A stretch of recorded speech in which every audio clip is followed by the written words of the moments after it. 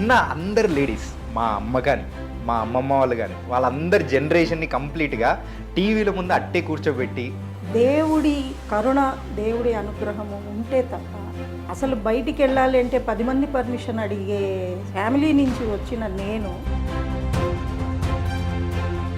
వాళ్ళు మంచి నేర్పించారు, నేను మంచినే చూశాను.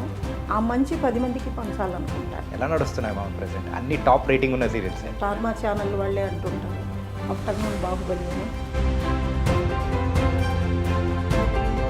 వాళ్ళే ఇవాళ టీవీ ప్రేక్షకులు అయ్యారు. అప్పుడు థియేటర్లకు వెళ్ళి చూశారు, ఇవాళ కూర్చొని చూస్తున్నారు. ఇంట్లో మంచి చెప్పే తాత, నాన్నమ్మ ఇలాంటి వాళ్ళు కరువు అయిపోయారు. అందరికీ నచ్చాలి అనే పాయింట్ పెట్టుకోవడానికి రీజన్ ఏంటి? టీవీ అనేది family entertainer, not for only ladies. పాపం వాళ్ళు ఆ కష్టాన్ని చాలా ఇష్టంగా భరిస్తూ నన్ను ప్రమోట్ చేస్తున్నారు. మంజులా నాయుడు గారితో ఒక రకంగా మంజు గారు నన్ను చెడగొట్టారు. పైకి రాల, అప్పుడప్పుడే అప్కమింగ్ రైటర్ని, ఇంకా మీ సర్వీస్ చాలు అన్నట్టుగా పక్కకు పెడతారు. టైటిల్స్ వేసేటప్పుడు నా పేరు వేయాల. నియర్లీ 10 years తర్వాత నాకు నంది అవార్డు వచ్చింది. వచ్చినప్పుడు నేను ఒక్కటే మాట అన్నానండి, ఇన్నేళ్ళు పట్టిందా అని అడిగా.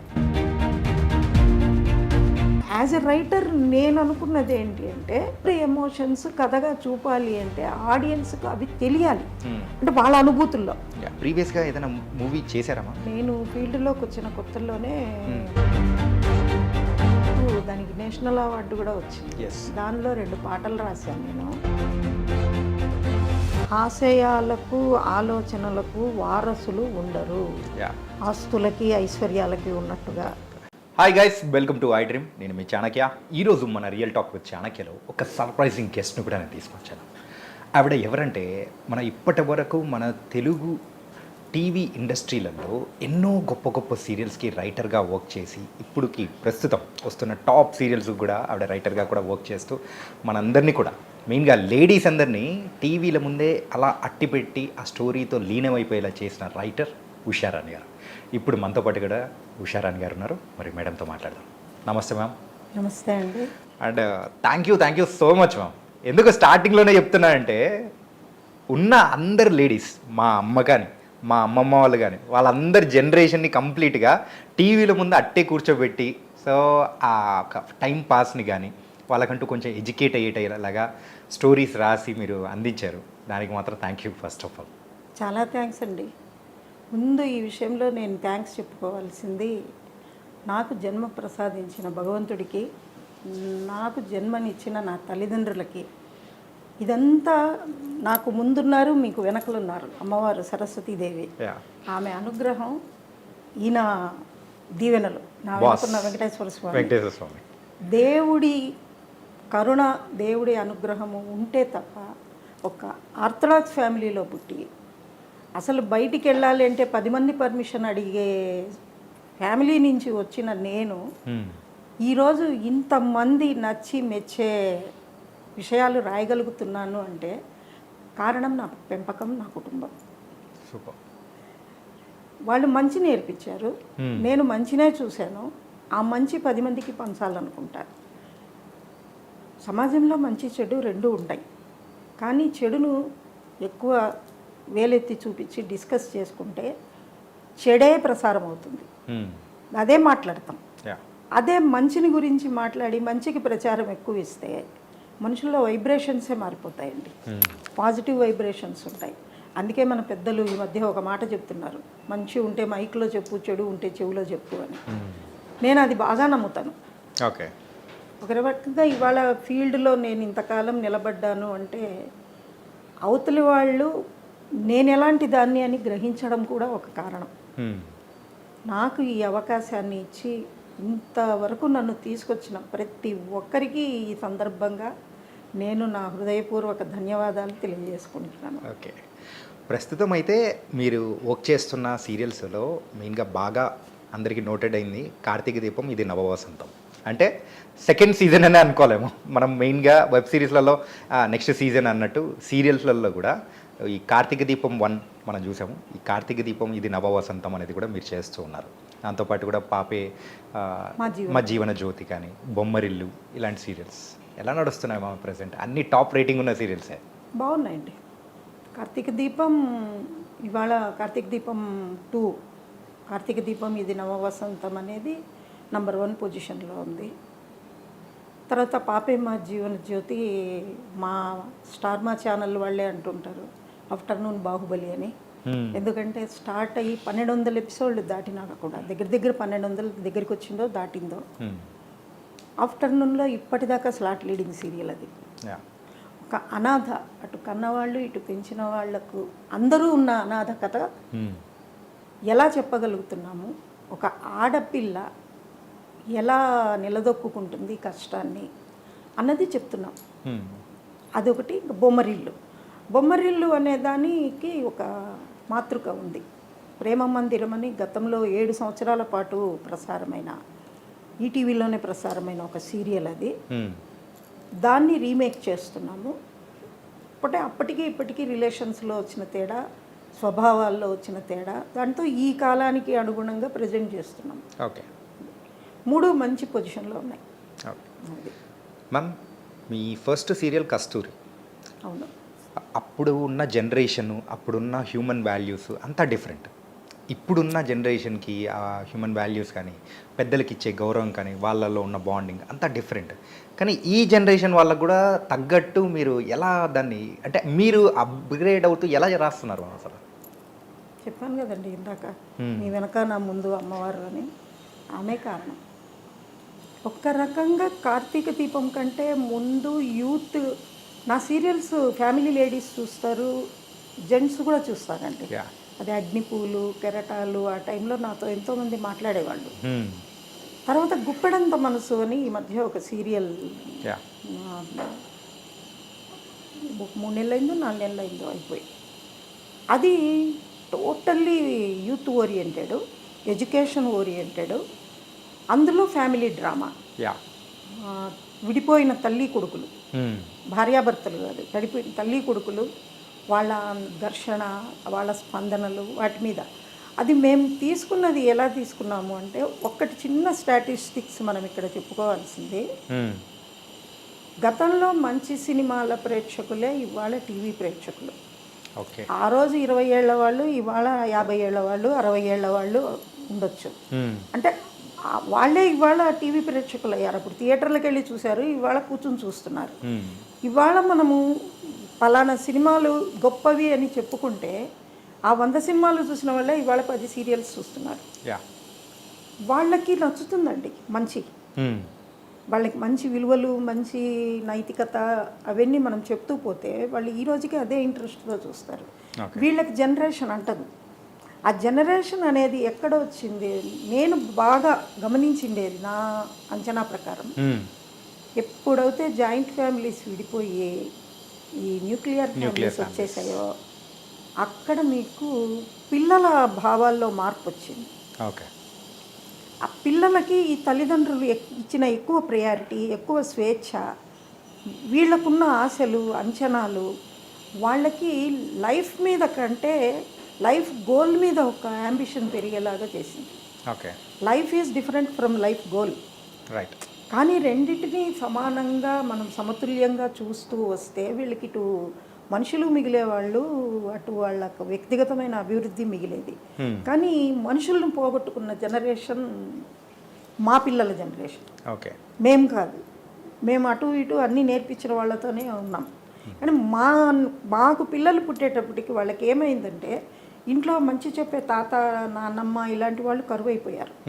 అమ్మ నాన్న ఎంతసేపు పిల్లలకి ఏం కావాలో అది ఇవ్వాలి, వాళ్ళకు ఆర్థికంగా ఏ లోపం రాకూడదు అని అమ్మ నాన్న పరిగెత్తి సంపాదించే ధ్యాసలో పడిపోయారు. వీళ్ళకి ఇచ్చిన సమయం స్వేచ్ఛగా మారింది. దాంతో మాకు ఫ్రెండ్స్ ఉంటే చాలు, మాకు ఫ్యామిలీస్ అక్కర్లేదు, నా ఫ్రెండ్స్తో నాకు ఎంజాయ్మెంట్ చాలు, నేను ఇంట్లో ఫెస్టివల్ ఇక్కడికి చేసుకోను, నేను బయటికి పోయి మా ఫ్రెండ్స్తో చేసుకుంటా, ఇలా అనేవాళ్ళు పెరిగిపోయారు. ఆ పెరిగిపోయేటప్పుడు వాళ్ళు ఇప్పటికే అలాగే ఉన్నారండి. ఇప్పటికే అలాగే ఉన్నారు కాబట్టే కొన్ని అర్థం లేని మాస్ మూవీస్ అంత పెద్ద హిట్ అవుతాయి. కానీ వాళ్ళల్లో కూడా మంచి అనేది ఎంత బాగుంటుంది అన్నది తెలియాలి. ఆ తెలియజేసే పద్ధతి సీరియల్స్, సినిమాలు బాధ్యత తీసుకుని చేయలేవు. 100లో 10వ వంతు మాత్రమే వీళ్ళు తీసుకుంటారు. వాళ్ళ పెద్దలే చెప్పాలి. ఓకే. వాళ్ళే తప్పట్టు అడిగేశారు, ఇంకేం చెప్తారు? ఇది నా ఉద్దేశం. ఓకే.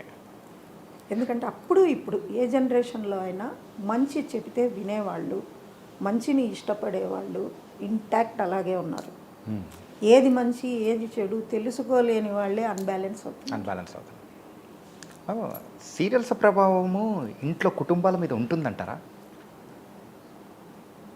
ఏమోనండి, అది ఇందాకే మీకు చెప్పాను కదా, మనం చెడు ఎక్కువ మాట్లాడుకుంటే చెడుకు అలవాటు పడిపోతాము.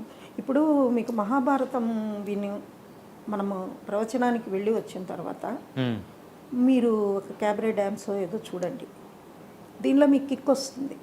మళ్ళీ రెండోసారి టైంపాస్కి ఎక్కడికన్నా పోవాలంటే ప్రవచనానికి పోరు, ఇక్కడికే వెళ్తారు. ఇందులో ఏమీ లేదు, నథింగ్, ఓన్లీ టైంపాస్ తప్ప. అక్కడ మీకు ఎంతో ఉపయోగపడే విషయం ఉంది.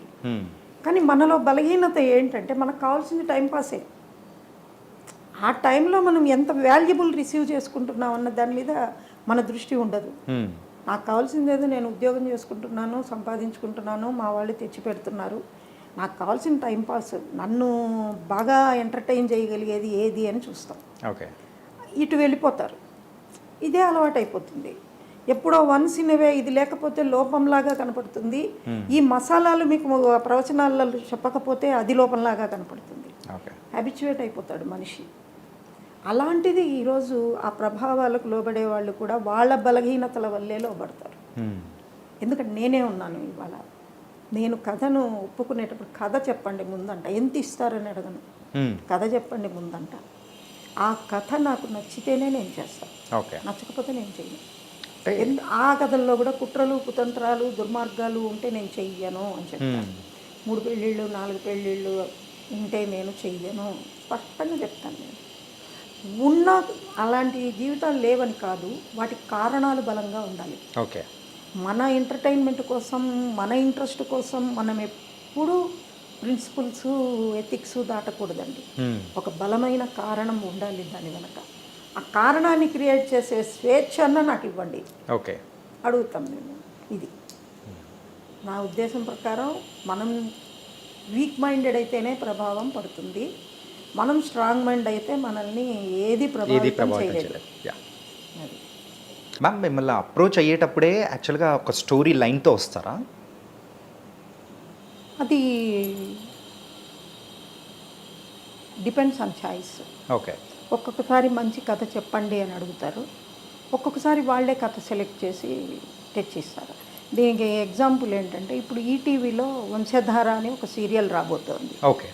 అది కథ నేను.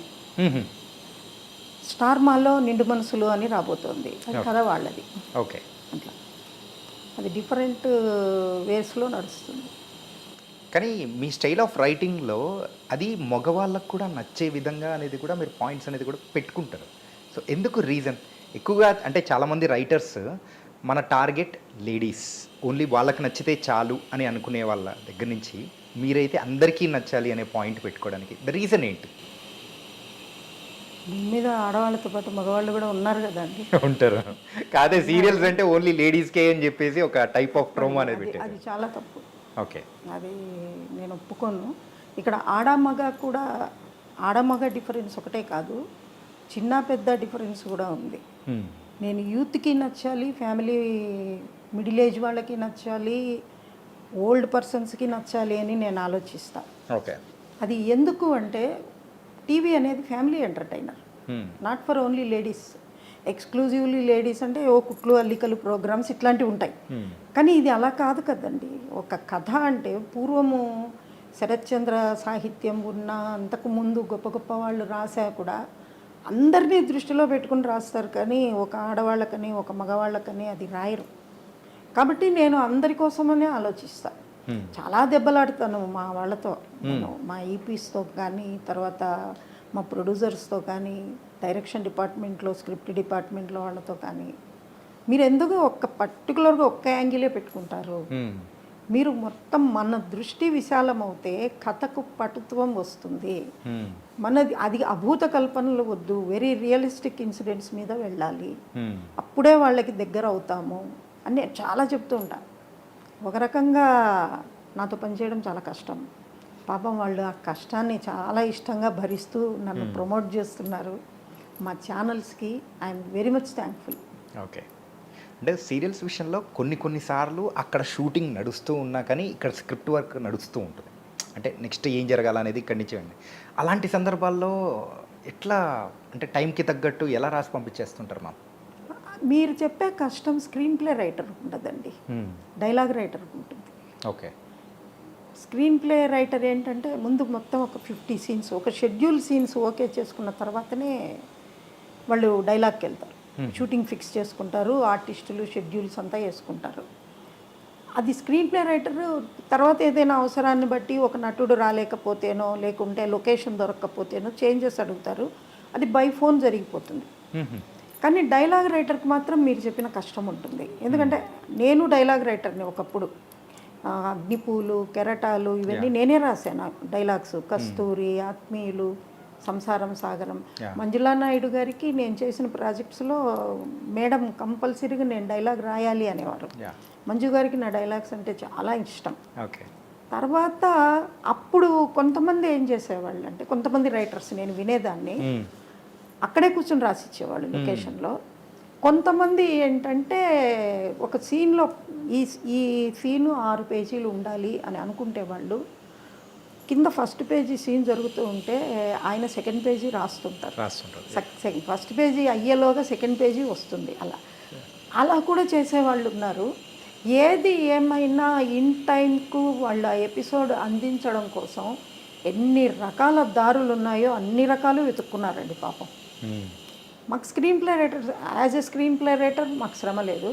డైలాగ్ రైటర్స్కి ప్రెషర్ ఉంటుంది. దాని మీదే వాళ్ళు మన రోప్ వే వాక్ లాగా ఉంటుంది, అది చెయ్యాలి, తప్పదు. ఓకే. అంతే.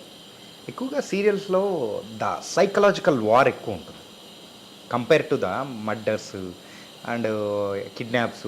వీళ్ళతో కంపేర్ చేసుకుంటే మీ దానిలలో వీళ్ళు అంటే సైకలాజికల్గా ఒక మాటలతో ఇలా అనేది ఒక హ్యూమన్ వాల్యూస్, మెయిన్గా ఒక మనిషిని కొడితే అంటే చంపేస్తే అక్కడ అయిపోతుంది, కానీ వాడిని అంటే నిల్చోపెట్టి మాటలతో చిత్రహింస పెట్టేది అంత బాధ వేరేది ఎక్కువ ఉండదు.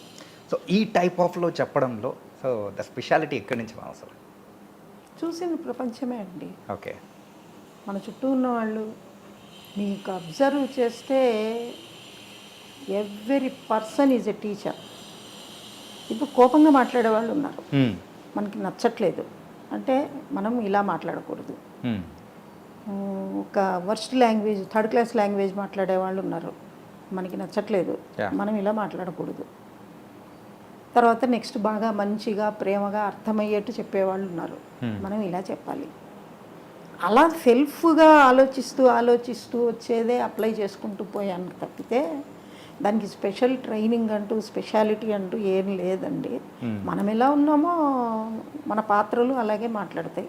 ఓకే. పోతే అందులోనూ చెడు మంచి ఉన్న చెడ్డ పాత్ర కూడా పవర్ఫుల్గా మాట్లాడుతుంది, కానీ థర్డ్ క్లాస్ లాంగ్వేజ్ మాట్లాడదు. ఇదంతా బై అబ్జర్వేషన్. ఇలా అబ్జర్వేషన్ అనేటప్పటికి ఇంకెంత అబ్జర్వ్ చేస్తుంటారు. ఈరోజు ఇప్పుడు మనం కూర్చొని చేసే ఇంటర్వ్యూ నాలో కూడా ఏదో ఒకటి అబ్జర్వ్ చేస్తూ మీరైతే మైండ్లో రన్ అవుతుంటుందేమో. ఎందుకు అసలు మీరు ఎంతమందిని ఇంటర్వ్యూ చేశారో, ఎంతమందిని చూశారో, ఎందుకంటే మాకెంత ఎక్స్పీరియన్స్ ఉందో మీకు అంతే ఎక్స్పీరియన్స్ ఉంటుంది కదా. ఇంకా చాలా చిన్న తెలిసి నేను అబ్జర్వ్ చేసిన పాయింట్ నేనేం చెప్పగలనంటే, మీరు ఇంటర్వ్యూ చేసేటప్పుడు ఒక పర్పస్ఫుల్ పాయింట్ అడుగుతారు, కానీ రొటీన్గా మీరేం తింటారు, మీకు ఏ రంగు ఇష్టం, ఇట్లాంటి సిల్లీ క్వశ్చన్స్ అడగరు అన్నది నాకు అర్థమైంది ఇంతవరకు. Thank you. అంటే మంజులా నాయుడు గారితో మీకున్న అసోసియేషన్ ఇప్పటిది కాదు, ఎన్నో సంవత్సరాలు. టెలివిజన్ స్టార్టింగ్ డేస్లో వచ్చిన అగ్నిపూల్ దగ్గర నుంచి కానీ ఇప్పటికీ టచ్లో ఉన్నారమ్మా? రెగ్యులర్గా మాట్లాడతాము. పైగా ఈ సందర్భంగా నేను చెప్పాల్సింది ఏంటంటే, ఈరోజు నేను ఇక్కడ కూర్చున్నాను అంటే ఆమె చలవ. ఓకే. ఆమె ఇచ్చిన ప్రోత్సాహము. ఒక రకంగా మంజు గారు నన్ను చెడగొట్టారు, ఎందుకంటే ఆమె నాకు ఇచ్చిన స్వేచ్ఛ నేను ప్రతి ఒక్కళ్ళ దగ్గర కోరుకుంటున్నా. ఇవాళ కొంతమందికి శత్రువుని అవుతున్నా. ఆమెకి జడ్జిమెంట్ తెలుసు, అంటే వీళ్ళకి జడ్జిమెంట్ తెలియదని కాదు, వేవ్ లెంగ్త్ ఒకటిగా ఉండదు. అది ఒక పర్సన్ టు పర్సన్ మారిపోతూ ఉంటుంది. నేను మాత్రం మంజులా నాయుడు గారి దగ్గర పనిచేసినంత కంఫర్టబుల్గా ప్రతి ఒక్కళ్ళ దగ్గర పనిచేయాలని కోరుకుంటా. కానీ అందరూ మంజులా నాయుడు గారు కాలేదు కదండి. ఆ దీంతో కొంతమంది దృష్టిలో అబ్బా ఆమెతో నా వద్దులే, ఆమెతో అయితే చెయ్యము, ఆమె స్క్రిప్ట్ చెయ్యము అనేవాళ్ళు కూడా ఉన్నారు ఫీల్డ్లో. ఓకే. ఏమనుకోము, మనకు కలవలేదు, అభిప్రాయాలు కలవలేదు. ఎందుకంటే ఇందాక మీతోనే అన్నాను కదా, మనం కొంత ప్రీ ప్లాన్ చేసుకొని ఉంటే మా హైడౌట్ అని మాదొక రిసార్ట్స్ ఉంది, అక్కడ మనం చేసుకునే వాళ్ళమండి, చాలా బాగుంటుంది అని మీకు చెప్పా కదా. అది మా బాబు ఇంట్రెస్ట్ అండి. ఒక్క బండరాళ్ళు, ఎందుకు పనికిరాని బండరాళ్ళు తవ్వే కొద్దీ ఇంటింత బండరాళ్ళు వచ్చాయండి. ఇక్కడ అనంతగిరి హిల్స్ ఒట్టి స్టోన్ సాయిల్, దాన్ని వాడు ఒక నందనవనం లాగా మార్చాడు. మా బాబు అని, తన పేరు విష్ణు ప్రదీప్. ఇప్పుడు విల్సన్ పర్గోలో డైరెక్టర్గా పనిచేస్తాడు. అసలు ఆ అబ్బాయిలో ఇంత వర్త్ ఉందా, ఇంత క్రియేటివ్గా ఒక రా సాయిల్ని తయారు చేయగలడా అని నేనే ఆశ్చర్యపోయేంత లెవెల్లో తీసుకొచ్చాడు. చాలా బాగుంటుంది అది. అది అంతే మనకు ఉన్నది. నేను సీన్స్ రాసేటప్పుడు కూడా 4 గోడల మధ్య ఎక్కువ ఉండవు, కొంచెం చూడాలి అంట. వీళ్ళు ఏంటంటే అక్కడే కెమెరా బాతేస్తే 10 సీన్లు ఒకే రోజు అయిపోతే అవుట్పుట్ వస్తే ప్రొడ్యూసర్ సేఫ్ అవుతారు. ఎంత ప్రొడ్యూసర్ సేవ్ అయినా కూడా ఆడియన్స్కి సాటిస్ఫాక్షన్ ఉండాలి అని కొంచెం చేంజ్ ఓవర్ పెడతాను నేను. ఒకసారి హాల్లో, ఒకసారి బెడ్రూమ్లో, ఒకసారి బాల్కనీలో కొద్దిగా గ్రీనరీ ఉండాలి, కంటికి అందంగా ఉండాలి అని. ఇది కావాలి మనకు ఖచ్చితంగా. అది కార్తీక దీపం సీరియల్ గురించి కొంచెం మాట్లాడాలి.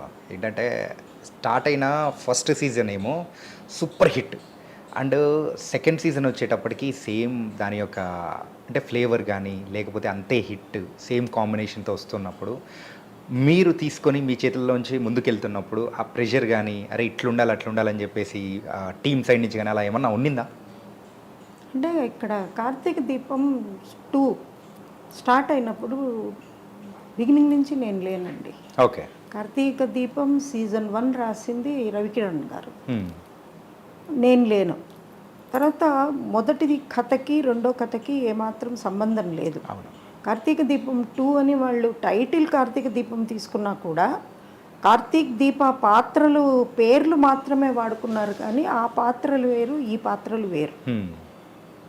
అది స్టార్ట్ అయిన తర్వాత నేను 100th ఎపిసోడ్లోనో ఎక్కడో నేను ఎంటర్ అయ్యాను. నేను ఎంటర్ అయినప్పుడు నాకు కొత్తగా అనిపించింది ఏంటి అంటే, ఒక చదువు లేని అమ్మాయి అందరినీ పోగొట్టుకొని బిడ్డ కోసం పోరాడుతూ ఒక తన తాళి కట్టిన భర్తను కూడా వ్యతిరేకించి, నాకు నువ్వొద్దు, నా బిడ్డ క్షేమమే నాకు ముఖ్యము అని అతనితో డైవోర్స్ అయ్యి ఆ బిడ్డే తన బ్రతుకు అనుకున్న అమ్మాయి ఆ బిడ్డ కోసమే సెకండ్ మ్యారేజ్ ఒప్పుకుంటుంది.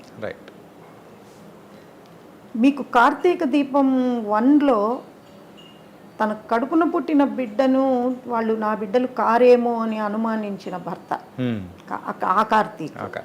ఈ కార్తీక్ ఎవరికో పుట్టిన బిడ్డను ముందు బిడ్డగా స్వీకరించి ఆ బిడ్డ కోసం ఆమెను భార్యగా స్వీకరించిన భర్త ఇతను. అంటే అందులో సహజమైన మగ గుణం అనుమానం, ఇందులో ఉదాత్తమైన గుణం. ఒక ఆడదానికి సపోర్ట్ నిలబడాలి, ఒక అభాగ్యురాలనండి, అనాథ అనండి, దిక్కులేనిదనండి, అటువంటి ఆడదానికి సపోర్ట్గా నిలబడే మగవాడు ఎంత గొప్పవాడై ఉంటాడు. నా పరంగా నేను అర్థం చేసుకున్నది చెప్తే, అందంగా ఉండదు, ఒక బిడ్డ తల్లి, ఆస్తుందా అది లేదు, పోనీ చదువుకుందా గొప్పగా రేపు భవిష్యత్తులో ఏమైనా డాక్టరేట్లు సంపాదిస్తుందా అంటే అది లేదు.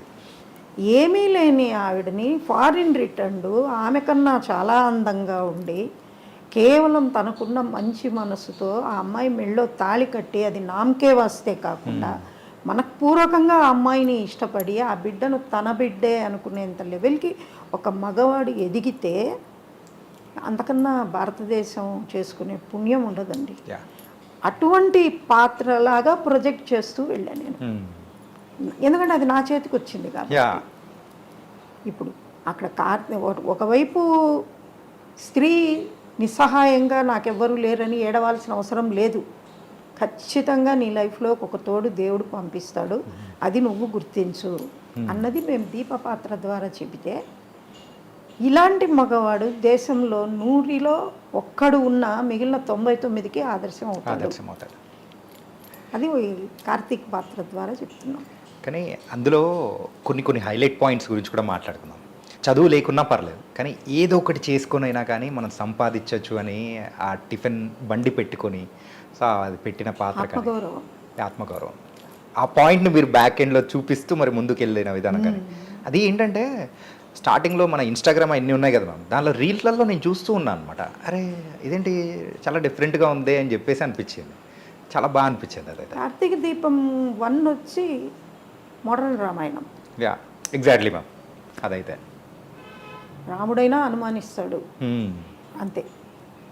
ఇది డిఫరెంట్గా ఉండేది. మనము ఒక రోల్ మోడల్ రీసెంట్ మన అప్డేట్ రాముడు అంటే ఇలా ఉండాలి అని చూపించేందుకు. ఓకే, ఇంకొక సీన్ అనేది కూడా నాకు బాగా అనిపించింది ఏంటంటే, కార్తిక్ని ఎవరైతే అమ్మాయి పెళ్ళి చేసుకోవాలా అనుకునిందో ఆ అమ్మాయికి పెళ్ళి ఫిక్స్ అయితే ఇంటికి వస్తుంది. ఇంటికి వచ్చినప్పుడు ఒక స్వీట్ బాక్స్ పట్టుకొని వస్తుంది.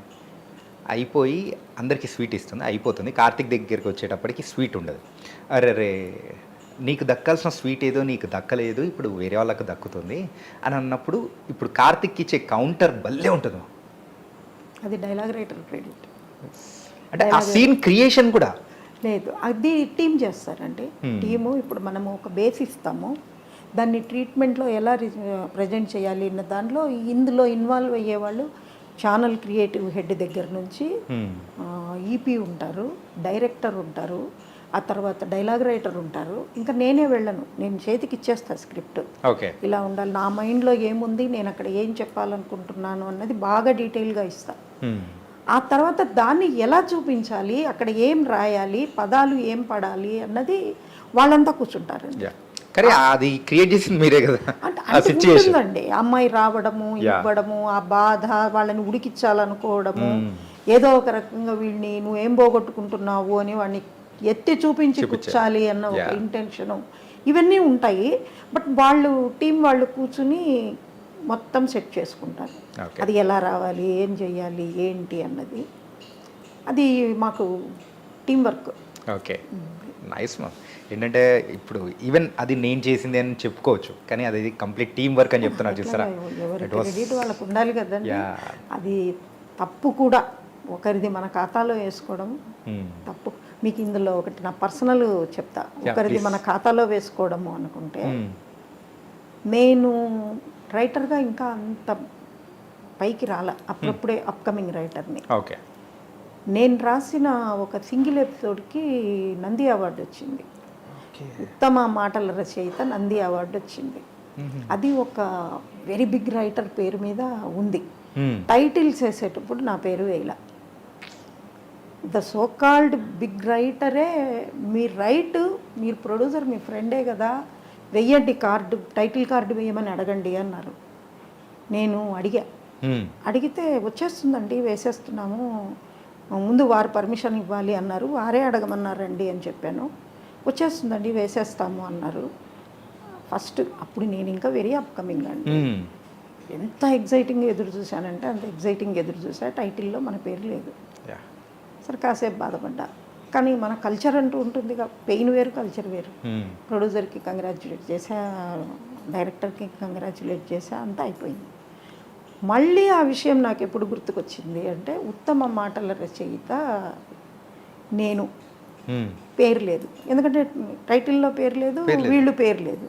ఆ సోకాల్డ్ ఎపిసోడ్కి ఇచ్చారు. ఇచ్చిన తర్వాత అప్పుడు మళ్ళీ ఆశ పుట్టింది, ఉంటుంది కదా, అరే నాకు గుర్తింపు వచ్చేది కదా, ఇది నాది అని చెప్పుకోవాలి కదా. దానికోసం చాలా ప్రయత్నించా, బట్ అది సక్సెస్ కాలేదు. కానీ అప్పుడు వాసిరెడ్డి సీతాదేవి గారు నాకు, నేను ఈ ఫీల్డ్లో చాలా క్లోజ్గా మూవ్ అయిన సీనియర్ రైటర్స్ 3 ఉన్నారండి. నా ప్రతి ఎపిసోడ్ చూసి వాళ్ళు నాకు ఆ జడ్జిమెంట్ ఎంత బాగా చెప్పారు. వాసిరెడ్డి సీతాదేవి గారు, సులోచనారాణి మేడం, గోవిందరాజుల సీతాదేవి గారు, ఈ 3 నాతో ఎవ్రీ డే మాట్లాడేవాళ్ళు. నా సీరియల్ టెలికాస్ట్ అవుతాయి, కొంచెం సులోచనారాణి మేడం తక్కువ. వీళ్ళు వాసిరెడ్డి సీతాదేవి గారు ఆ కమిటీకి ఆవిడ చీఫ్. నువ్వెందుకు నాకు చెప్పలేదు అంటారు. నాకు అవసరం అనిపించలేదు, ఎందుకంటే నేను పోట్లాడి సాధించేదేముంది, నాదైతే అది ఎప్పుడైనా వస్తుంది అన్నారు. నెక్స్ట్ కొన్ని ఏళ్ల తర్వాత నియర్లీ 10 ఇయర్స్ తర్వాత నాకు నంది అవార్డు వచ్చింది. ఎగ్జైట్ అయిపోతూ ఫోన్ చేశారు, మీకు నంది అవార్డు వచ్చింది మేడం అని. ఏ సీరియల్కి మేము అది? ఏ సీరియల్కి? నాకు వచ్చిన నంది అవార్డు నీలాంబరి అనే ఒక స్టోరీ రైటింగ్కి వచ్చింది. ఓకే. వచ్చినప్పుడు నేను ఒక్కటే మాట అన్నానండి, ఇన్నేళ్ళు పట్టిందా అని అడిగా. అంతే కదా మరి, నా వర్త్ నాకు 10 ఏళ్ల కిందటనే నాకు తెలిసిపోయింది, మీకు తెలియడానికి ఇన్నేళ్ళు పట్టింది, అది నా సమస్య కాదు. నేను ఇంకొకటి లక్కీయెస్ట్ రైటర్, నేను as a person luckiest, very good family, as a writer luckiest, very good career. Okay. నేను ఎంటర్ అయిన కస్తూరి నుంచి ఈ రోజు దాకా నేను నాకు కలం ఆగలేదండి. రాస్తూనే ఉన్నాను. ఇప్పటికీ రాయమని అడిగేవాళ్లే కానీ ఇంకెన్నాళ్ళు రాస్తావులేమ్మా అని కూర్చోనే వాళ్ళు లేరు. ఎందుకంటే మీరు ఆ సరస్వతి స్వరూపంలా లేదండి, ఏంటంటే ఆ స్టైల్ మ్యామ్. అవును, అదే మెయిన్ అనమాట. ఇప్పటికీ ప్రేక్షకులు ఓన్ చేసుకుంటున్నారంటే ఆ స్టైలే. ఇప్పుడు నా దగ్గర లోపల 6 మెంబర్స్ పనిచేస్తున్నారు. ఓకే. నేను మీకు ఓకే అంటే వాళ్ళని ఇంట్రడ్యూస్ చేస్తాను నేను. Sure ma'am. వాళ్ళు ఎంత ఇది ఉంటుందంటే పిల్లల్లో నేర్చుకోవాలి అన్న తపన. మాకు గురువులు మేము చదివిన పుస్తకాలే. నాకు ఈ రంగంలో గురువు అంటూ లేరండి. ఏకలవ్యుడిలాగా ఎదిగిందాన్ని నేను. శరత్ బాబు సాహిత్యం చదివి, సులోచనారాయణ గారి నవలలు చదివి ఇలా ఎదిగిందాన్నే తప్పితే నేను ఎక్కువ శరత్ సాహిత్యం బాగా చదివాను. ఆల్మోస్ట్ ఆల్ ప్రింట్ అయిన ప్రతి అక్షరం చదివే ఉంటాను నేను. ఓకే. ఆ తర్వాత నాకు ఇన్ఫ్లుయెన్స్డ్ బై మూవీస్, అది కూడా ఆదుర్తి సుబ్బారావు, ఆచార్య ఆత్రేయ, కినేని నాగేశ్వరరావు కాంబినేషన్. ఆ ఒక్కొక్క సినిమా ఎందుకు నేను 60-70 సార్లు చూశానా అనుకుంటే అందులో ఉన్న ఆ స్మూత్నెస్ నచ్చింది. వాళ్ళ కథను ప్రజెంట్ చేసే విధానం ఎంత మెత్తగా చెప్తారో అంత బలంగా చెప్తారు. పొద్దున కూడా అనుకున్నా నేను మీకు ఒక చిన్న ఇన్సిడెంట్. తోడికోడళ్లలో ఏదో అమ్మాయి సావిత్రి కారులో షికారుకి వెళ్ళే పాట అయిన తర్వాత వచ్చి ఎవరి మీద రాసావు అని అడుగుతున్నప్పుడు కాఫీ ఇస్తుంటే 50-50 చెరి సగం తాగుదాము అంటే అది ఎంత బలంగా సన్నివేశం. వాడు అమ్మాయికి కప్పిచ్చి తన సాసరు తీసుకుని కాఫీ తాగే, నాకు తెలియకుండా నాలో ఎంత బలంగా ఆ సంఘటన, ఆ సన్నివేశం నాటుకుపోయింది అంటే గుప్పెడంత మనసులో వాళ్ళిద్దరూ కాఫీ షేర్ చేసుకునే సన్నివేశం హైలైట్. వాళ్ళు ఎప్పుడెప్పుడు కాఫీ షేర్ చేసుకుంటారా రిషిది వసు అని ఆడియన్స్ అంత క్రేజీగా ఎదురు చూశారు. ఆ రోజుల్లో ఉన్న ఆ ట్రెడిషన్ ప్రకారం అట్లా షేరింగ్ అనేది ఏం లేదు. షేరింగ్లో ఉన్న స్వీట్నెస్సే తెలియదండి. ఈరోజు మరి ఎంగిళ్ళు తింటారు. మా టైంలో మేము ఒకరి ఎంగిలి ఒకరు ముట్టకూడదు, ఇవన్నీ ఉండేవి. ఇప్పుడు ఏంటంటే సమోసా వీడు కొరికి పక్కన పెడితే వాళ్ళు కొరికి తీసుకుంటారు, కానీ షేరింగ్ లేదు. నీకు 50 నాకు 50 అని దాన్ని కట్ చేసి ఒక ముక్క ఇచ్చి తినడం అన్న ఆనవాయితీ ఇప్పుడు లేదు. ఆ రోజుల్లో ఉంది. ఆ రోజుల్లో ఉండేది. అక్కడ ఆ రోజుల్లో నా మనసులో పడ్డ ముద్ర, నేను పొద్దున అనుకున్నా, అరే గుప్పడంత మనసులో నేను అన్నిసార్లు కాఫీ షేరింగ్ రాయడం గురించి ఇందుకే అయి ఉంటుంది. ఎప్పుడో నిద్రాణంగా మనసులో ఉండిపోయిండేది. సీన్లకు చాలా సీన్లు వచ్చాయండి, 1 కాదు 2 కాదు. కానీ నిజం మీరు చెప్పింది ఇది మాత్రం నిజం, చాలా సీన్స్ వచ్చాయి. ఈ రోజుల్లో ఎంగిలి తింటున్నారేమో కానీ ఆ షేరింగ్ అనేది లేదు. కానీ ఆ రోజుల్లో ఎంగిలి తినరు కానీ షేరింగ్ ఉంది. మా నాన్న అండి పల్లీలు ఉంటాయి కదా, ఒక పిడికెడు శనక్కాయలు ఎవరైనా ఇస్తే మేము అక్కడ పిల్లలం కూర్చోంటే అవన్నీ ఒలుచు అనేవాళ్ళు. ఆ గింజను షేర్ చేసేవాళ్ళు అందరికీ.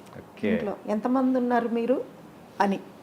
ఒకవేళ గింజలు చాలేదనుకోండి పప్పు తీసి ఇవ్వమనేవాళ్ళు. దాన్ని 2గా తీసి వాళ్ళకి పెట్టకుండా నువ్వు తినకూడదు. ఈ అలవాటు మా నాన్న దగ్గర నుంచి మా అమ్మాయికి వచ్చిందండి. ఓకే. మా 2 పిల్లలు నాకు, పాప బాబు. మా అమ్మాయి ఏమన్నా ఇవ్వాలి అవతలి వాళ్ళకి, ఏమన్నా చెయ్యాలి అన్న తాపత్రయం చాలా ఎక్కువ అమ్మాయికి. నిజంగా ఇవ్వగలిగాం, ఆ సంస్కారం పిల్లలకి ఇవ్వగలిగాం. అది మీ దగ్గర ఉన్న టీంని ఇంట్రడ్యూస్ చేస్తా అని చెప్పి అన్నారు కదా, సో ఒక్కసారి మీ టీంని పిలవండి. ఓకే అండి, ఒక్క నిమిషము. మొత్తం 6 ఉన్నారు. ఓకే. ప్రియాంక, తను ప్రియాంక అండి, దాదాపు 2 ఇయర్స్ దాటిపోయింది. ఇందాక మీరు అన్నారు చూసారా ఆ స్టైలు అని, యా వీళ్ళల్లో ఎవరైనా పట్టుకుని ఫీల్డ్కి ఒక మంచి రైటర్ని ఇచ్చిపోవాలని నా కోరిక. ఓకే మరి వారు సీనియర్ మోస్ట్ రైటర్ అండి, చాలా సినిమాలకు చేశారు. ఓకే బట్ సీరియల్స్కి చేయాలి, కొంచెం నేర్చుకోవాలి అంటే, కానీ ఇక్కడ కూడా ఆయన స్క్రిప్ట్ నేను సినిమా స్క్రిప్టే ఇస్తున్నా, ఎందుకంటే ఆయన దగ్గర నుంచి నేను నేర్చుకోవాలి కదా. ఓకే నిత్య విద్యార్థి అనేది నిరూపిస్తున్నారు. అంతే కదా మరి. ఎందుకంటే ఇప్పుడు ఒక రీసెంట్గా నేను ఒక వెబ్ సిరీస్ చేస్తున్నాను, వెన్నెల అని. ఓకే గుండం అని ఒక మూవీ ప్లాన్ చేస్తున్నాము. దానికోసం వారు నాకు గురువు. కానీ మ్యామ్ ఎవరైనా కానీ రైటర్స్ చాలామంది అనుకుంటూ ఉంటారు వాళ్ళ దగ్గర ఉన్న వాళ్ళు కానీ ఆ గుర్తింపు ఇవ్వలేకపోవడం కానీ అందరూ, కానీ మీరు మాత్రం ఇంత ఫ్రీ ఫ్లోగా అందరినీ పిలిచి ఇట్లా అందరినీ పరిచయం చేస్తున్నారు. అది తప్పులేదండి, ఎందుకంటే ఎవరి భవిష్యత్తు ఎలా మనము చూడగలం.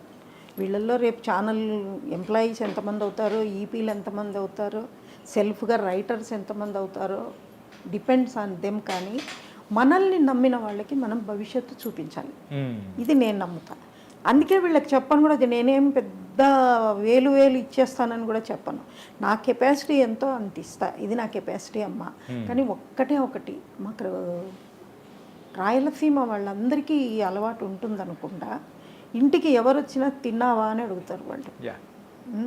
ఆ రకంగా మీ ఫుడ్ మీరు తెచ్చుకోవద్దు, ఫుడ్ నేను ఇస్తా, ఇంత నా కెపాసిటీ ఇంత జీతం ఇస్తా, మీరు చెయ్యండి, మీకు ఇష్టమైతేనే, బలవంతం లేదు.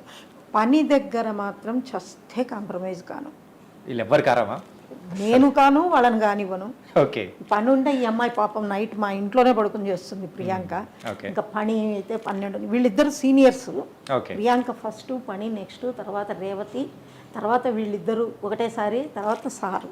ఓకే అలా కానీ కష్టపడతారు నాతో పాటు. అది ఓకే ద ఫ్యూచర్ రైటర్స్ అందరు ఇక్కడే ఉన్నారు, అందరు మేడం అండర్లో హ్యాపీగా. Thank you so much bro, really నిజంగా చాలా హ్యాపీగా ఉంది మ్యామ్. ఏంటంటే మీ టీం అందరినీ కూడా పరిచయం చేశారు, అది ఒక డిఫరెంట్ ఎక్స్పీరియన్స్లా అనిపిస్తుంది. వాళ్ళకి అది ఒక ప్రోత్సాహం కదా. Yeah nice. ఈ ఫీల్డ్ మీద ఇంట్రెస్ట్తో మేము ఎంటర్ అయ్యాము అన్నది 10 మందికి తెలుస్తుంది కదా.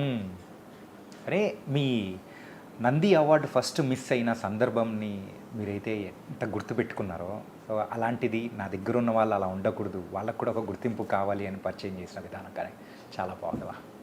అంటే ఇప్పటి వరకు ఒక ఎన్ని సీరియల్స్ చేసి ఉంటారు మా? 45 చేసి ఉంటానండి. 45. ఓకే 35 సీరియల్స్ చేసి ఉంటాను, కొన్ని పార్ట్లీ, కొన్ని కంప్లీట్. మా అమ్మాయి నాతో ఎప్పుడు అంటుంది, ఏంటమ్మా నువ్వు క్రికెట్లో ఓపెనింగ్ బ్యాట్స్మెన్ లాగా అయిపోయావు అని. ఎందుకంటే సీరియల్ స్టార్ట్ చేసేటప్పుడు పిలుస్తారండి, అది కొద్దిగా స్టాండ్ అవుతుంది కదా, ఇంకప్పుడు వాళ్ళ చేతుల్లోకి తీసేసుకుని వాళ్ళ ఇంకా మీ సర్వీస్ చాలు అన్నట్టుగా పక్కకు పెడతారు. అంటే రీజన్ ఏంటి మ్యామ్ బిహైండ్ దిస్? రీజన్ ఏం లేదు, ఫైనాన్షియల్ రీజన్ కావచ్చు, ఒకవేళ ఇలాగే వెళ్లకుండా మేము చేతిలోకి తీసుకుంటే ఇంకా బాగా వస్తుందేమో అన్న ఒక అంచనాలు కావచ్చు, లేకుంటే వాళ్ళ ఎక్స్పెక్టేషన్స్కు నేను వర్క్ చేయలేకపోవడం కావచ్చు, ఎనీథింగ్. ఇక్కడ అన్నీ మామూలే. కొన్ని మొదటి సీరియల్తో మొదలుపెట్టి చిట్ట చివరి దాకా చేసినవి ఉన్నాయి, కొన్ని మధ్యలో వదిలేసినవి ఉన్నాయి. వదిలేసిన ప్రతి దానికి ఒకే కారణం ఉండదు, డిఫరెంట్ రీజన్స్. ఒకటి నేను అనుకున్న కథను వాళ్ళు నడపరు అని నాకు తెలిసిన తర్వాత నేను వదిలేస్తాను. ఓకే వద్దులే మరి చెత్త వద్దు మనకు అని, అంటే సారీ ఆ మాట అనకూడదు, నేను నాకు చెత్త నా దృష్టిలో, అంటే అది మనది కాదు, ఇంకా అంతే, మన జోన్ కాదు అనుకున్నప్పుడు. ఓకే మ్యామ్ ఈ సీరియల్స్ నడుస్తూ ఉన్న టైంలలో కానీ కొన్ని అభిమానుల దగ్గర నుంచి కొన్ని రియాక్షన్స్ అనేది కూడా వస్తూ ఉంటుంది. అంటే అవన్నీ తెలుసుకొని దాన్ని కన్సిడర్ చేసుకొని ఈ కథ అనేది స్క్రీన్ ప్లే రైటింగ్ అనేది కూడా మీరు కన్సిడర్ చేసుకొని ముందుకెళ్తూ ఉంటారు అనుకోవచ్చా?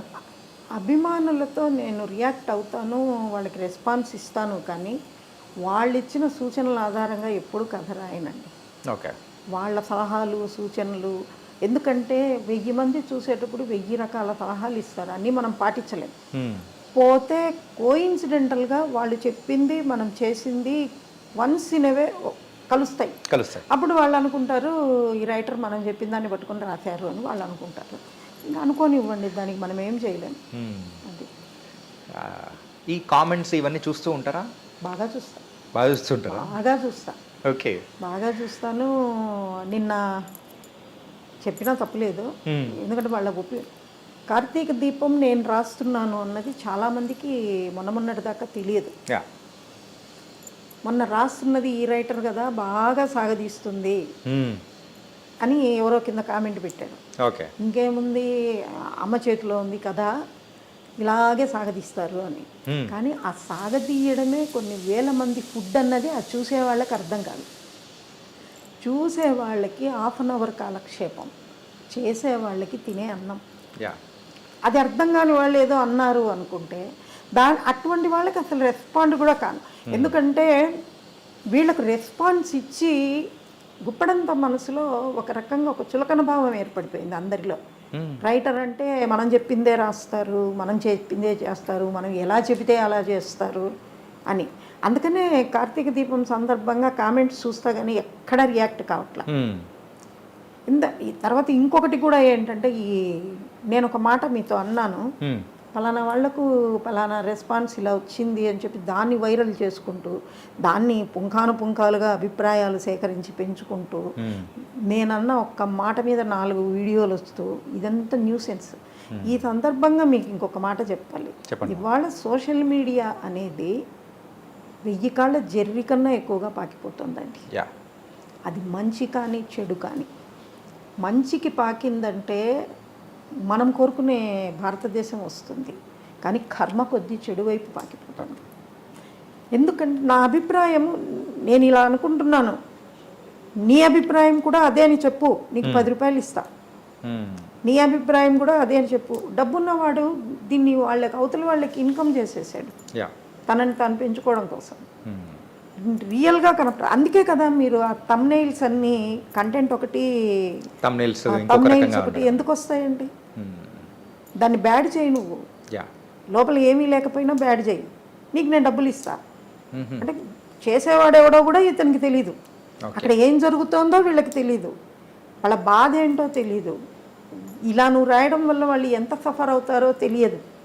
కానీ మనం అనేస్తాం, ఎందుకంటే మనకు 10 రూపాయలు వస్తున్నాయి కదా, అదే పట్టుకుంటున్నారు. కానీ మంచిది చెడు ఏంటి అనేది కూడా పట్టించుకోవట్లేదు. ఈ తమ్నెయిల్స్ వల్ల బాధపడిన సందర్భాలు కూడా మీరు చెప్తూ ఉంటే చాలా బాధగా ఉంది. యాక్ట్ తీసుకురావాలి, మీకు ఉండే ఉంటుంది ఏదో ఒక ఎక్స్పీరియన్స్. ఎందుకంటే అందులో మాకన్నా ఎక్కువ మేము ఇంటర్వ్యూలు ఇచ్చేవాళ్ళం, ఎప్పుడో ఒకసారి వస్తాం, కానీ మీరు ఇంటర్వ్యూలు తీసుకునేవాళ్ళు ఎప్పుడూ ఉండాలి అక్కడ. కాబట్టి నాకు ఒకటి అనిపిస్తుంది, ఇది రాంగ్ తమ్నెయిల్ పెడితే పెద్ద జరినామా వేయాలండి. ఈ మధ్యకాలంలో అదేదో అది ఉంటేనే చూస్తారు అనే ఒక ఫోబియాలో పడిపోయి చాలా తప్పు, అది చెడా మంచి అని ఆలోచించుకొని అవివేకంగా పెట్టేసేస్తున్నారు. పెట్టాలండి, ఇది ఒక పెద్ద మూమెంట్ తీసుకురావాలి. కానీ ఎవరికి వాళ్ళు బిజీ.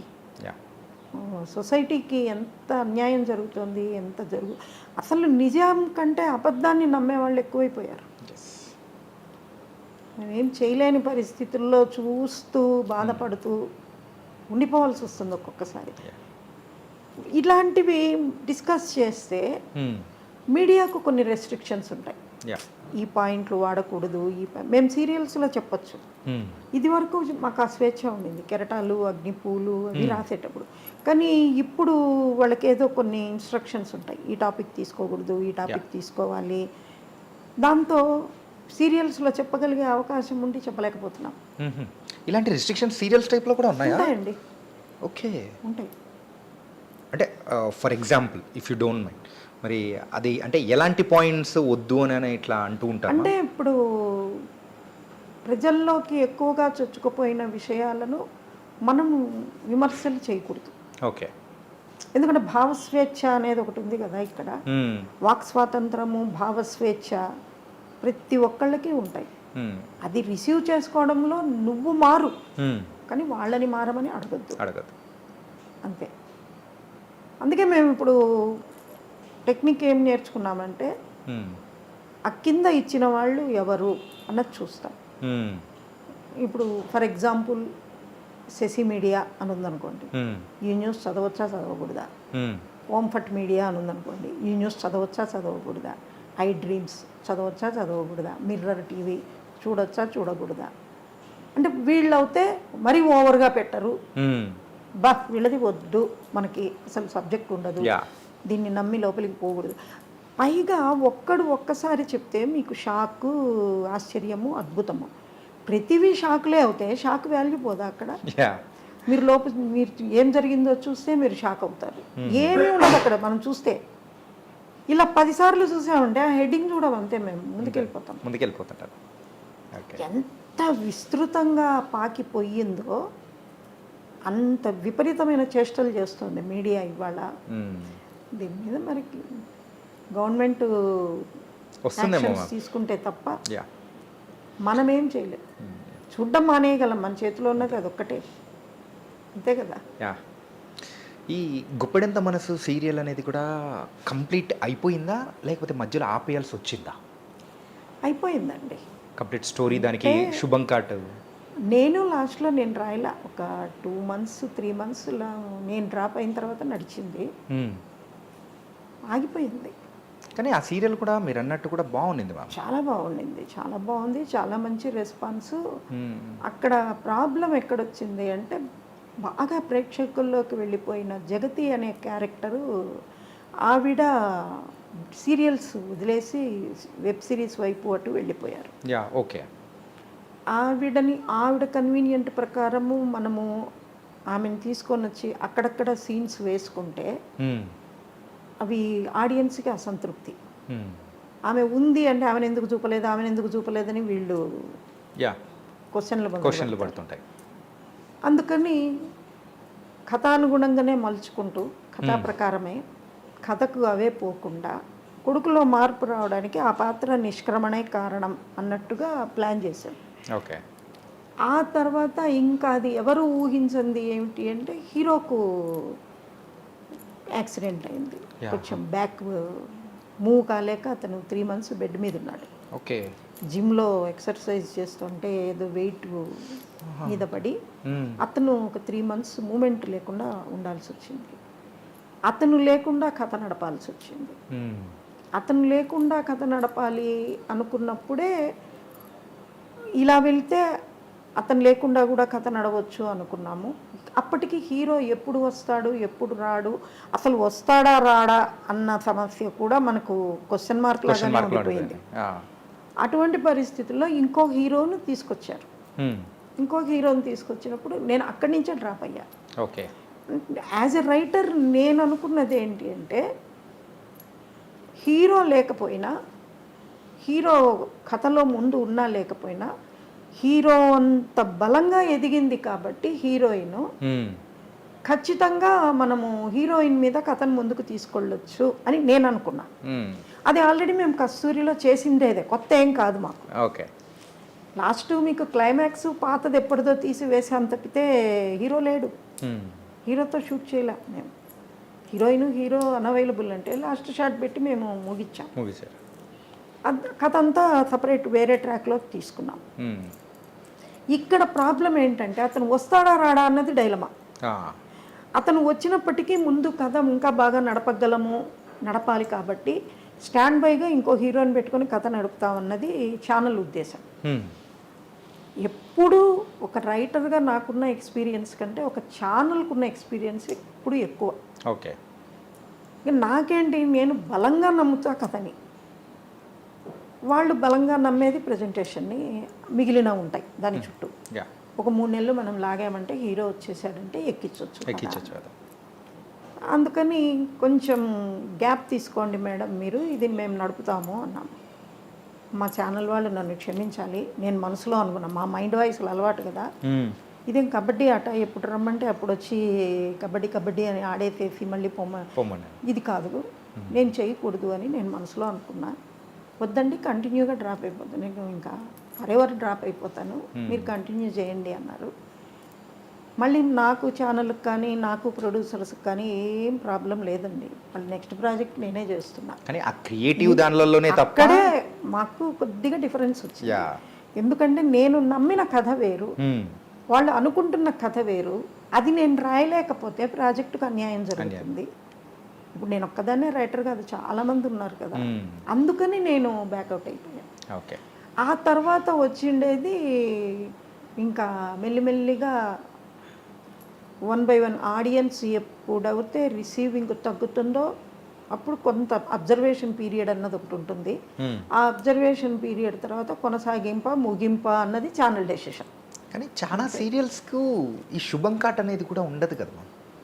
అంటే సినిమాలలో మనం చూస్తూ ఉంటాము, వెబ్ సిరీస్లలో చూస్తూ ఉంటాం, కానీ సీరియల్స్ విషయంలో మాత్రం స్టార్టింగ్ ఉంటుంది కానీ ఎండింగ్ మాత్రం ఎక్కడా ఉండదు. ఎందుకు అలాగా? చాలా సీరియల్స్కి ఏమో, కానీ నేను చేసిన దాంట్లో ఒక ఎండింగ్ ఉంటుందండి.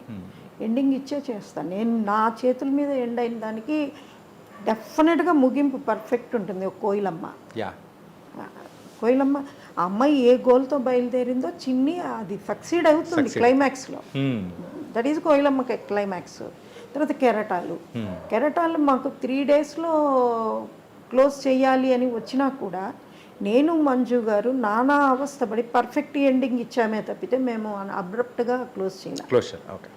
ఆ తర్వాత అగ్నిపూలు జనరేషన్ మారింది. నేను ముందు ఇంకా వద్దులే వాళ్ళు వేరే రైటర్తో రాసుకుంటారు అనుకున్నాను, కాదు మీరే రాయాలి అన్నారు. నాకు శ్రీకాంత్ ప్రొడక్షన్స్తో ఉన్న అనుబంధము, నేను రాసా. శ్రీకాంత్ ప్రొడక్షన్స్ కన్నా మంజు గారితో ఎక్కువ అసోసియేషన్. మంజు గారి తర్వాత నేను అంత బాగా కలిసి పనిచేయగలిగింది ఆర్కే టెలిషో. కోయిలమ్మ ప్రొడ్యూసర్స్ వాళ్ళే. కోయిలమ్మ, మంగమ్మ గారి మనవరాలు కృష్ణ తులసి, ఇందాక నేను నంది అవార్డు వచ్చింది అని చెప్పాను, అది వాళ్ళదే, ఆర్కే వాళ్ళదే. ఆర్కే అంటే రాఘవేంద్రరావు గారి ప్రొడక్షన్. రాఘవేంద్రరావు గారిది. వాళ్ళు చాలా ఎంకరేజ్ చేశారు నన్ను, ఇప్పటికీ ఎంకరేజ్ చేస్తారు. ఇక్కడ మా పద్మజ గారు ఉండేవాళ్ళు ఇన్ఛార్జిగా, ఇప్పుడు ఈటీవీలో ఉన్నారు. ఒకవేళ ఒక రకంగా బొమ్మరిల్లు నేను పద్మజ గారి వల్లనే రాస్తున్నాను. ఎందుకంటే రీమేక్స్ నేను ఎక్కువ ఇష్టపడను. రీమేక్స్ చేసినా కూడా ఆ పాత్రలు తీసుకుని కథ అంతా మేమే చేసుకుంటాం. ఇప్పుడు పాపేమా జీవన జ్యోతి రీమేకే, గుప్పెడంత మనసు రీమేకే, కానీ కథ అంతా మళ్ళీ మేమే రాసుకుంటాం ఇన్స్టంట్గా. కానీ ప్రేక్షకులు ఎక్కువగా రీమేక్స్ కంటే రీసెంట్ టైమ్స్లో ఓన్ స్టోరీస్కే బాగా ఇష్టపడుతున్నారు. అవును, own stories with different realistic touch. మీరు ఎక్కడో ఆకాశంలో ఉండే పాత్రలు తెచ్చి వాళ్ళ మధ్య పెడితే అది చూడరు. మన ఇంట్లో, మన పక్కనో, మన ఎదురుగానో, మన ఇంట్లోనో ఉన్న క్యారెక్టర్స్ లాగా ఉంటే పాత్రలు, వాళ్ళు ఇన్వాల్వ్ అయిపోతారు, కనెక్ట్ అయిపోతుంటారు, ఇన్వాల్వ్ అయిపోతారు ఇంకా కథలో. మ్యామ్, ఈ ఎక్కువగా సీరియల్స్ చూసేవాళ్ళు కానీ మిడిల్ క్లాస్ ఫ్యామిలీస్ ఎక్కువగా మెజారిటీ తెలుగు వాళ్ళు సీరియల్ చూసేది కానీ ఎక్కువగా దాని మీద ఇంట్రెస్ట్ చూపించే వాళ్ళు ఎక్కువగా వాళ్ళని దృష్టిలో పెట్టుకొని దాని తగ్గట్టు స్టోరీస్ అనేది కూడా ప్రిపేర్ చేస్తూ ఉంటారు కదా. చేస్తామండి. ఆ సామాజిక పరంగా కూడా మరి తీసుకొని వాటిలో ఉన్న సమస్యలు కానీ అన్నీ చేస్తాం. కానీ అక్కడ వాటిని టోటల్గా మెయిన్ కథాంశంగా దాన్నే ఎందుకు తీసుకోరు అంటే, ఈ మన సొసైటీలో ఆ వర్గానికి చెందిన వాళ్ళు తక్కువ. వాళ్ళ వాడి ఇప్పుడు ఎన్టీ రామారావు గారే ఉన్నారు, ఆయన లేరు కాబట్టి మనం ధైర్యంగా మాట్లాడుకోవచ్చు. వారు ఎంత శ్రమించి సినిమా హీరోగా ఎదిగారు, ఎన్ని మంచి సినిమాలు చేశారు, ఒక సినిమా పరంగా ఎలా ఒక రాజకీయ నాయకుడిగా ఎదిగి ప్రజలకు ఎంత మేలు చేశారు, ఇదంతా మనకు వర్కౌట్ అవుతుంది కథగా. ఆయన వ్యక్తిగత జీవితంలో ఏం జరిగింది అంటే అక్కడ ఏం జరిగితే మనకెందుకు, అంతే కదా. అలా వ్యక్తిగత జీవితాలు మొత్తం విప్పి చూపించలేము. అందరి వ్యక్తిగతాలు ఒకటే గుండా ఉందా మనకు, ఆ పరిధి కుంచుకుపోతుంది. చూసేవాళ్ళకే ఎన్టీ రామారావు వాళ్ళ ఇంట్లో ఏం తింటే మనకెందుకు, మనకు ఆ క్యారెక్టర్ ఎట్లా చేశాడు ఇదే ఆలోచిస్తాం. ఇంకా పర్సనల్స్ ఎక్కువ పోము. ఆ పర్సనల్స్ చూపించినా మనకి నచ్చవచ్చు, నచ్చకపోవచ్చు. అది ఎలా అంటే ఇంతేనా మనం ఏదో గొప్ప అనుకున్నామే అన్న ఒక ఉదాసీనతన ఏర్పడుతుంది. ఇలా ఉంటుందా మనకి, ఇలా లేదే అన్న ఒక రకమైన అసూయన్న రావచ్చు. అంతే కదా. మిక్స్డ్ ఎమోషన్స్ కథగా చూపాలి అంటే ఆడియన్స్కి అవి తెలియాలి. అంటే వాళ్ళ అనుభూతుల్లో మన ఇంట్లో కొట్టుకుంటారు, వాళ్ళ ఇంట్లో కూడా కొట్టుకుంటారా? పెద్ద సినిమా స్టార్ ఎప్పుడు కొట్టుకుంటారా? ఇలా మాట్లాడతారు కదా. అలాంటివి తీయాలి అంటే కొంచెం ధైర్యం ఉండాలి. మీకు ముందుకు ఒక ఉదాహరణ ఈ 2 సినిమాలే. సావిత్రి గారిది మహానటి, మహానటుడు. సావిత్రి గారి మహానటి అంత పెద్ద సక్సెస్ అయింది, ఇవి కథానాయకుడు మహానాయకుడు ఎందుకు కాలేదండి? మీ ఉద్దేశం చెప్పండి. నా ఉద్దేశంలో అంటే మహానటి కంప్లీట్ రియలిస్టిక్గా తీసుకొని వెళ్ళిపోయారు. అంటే ఇన్ఫ్యాక్ట్ చెప్పాలంటే సావిత్రి గారిది మనం విన్నాం కానీ అంత లోతుగా తెలియదు, అది అంత నీట్గా చూపించారు. మహానాయకుడు విషయానికి వచ్చేటప్పటికి ఎన్టీఆర్ గారి విషయంలో కానీ అందరికీ తెలుసు, అందుకోసం అది అంతగా ఎక్కలేదని నా అనుభూతి బట్టి చెప్తున్నా. నా ఉద్దేశం ఏంటి తెలుసురా?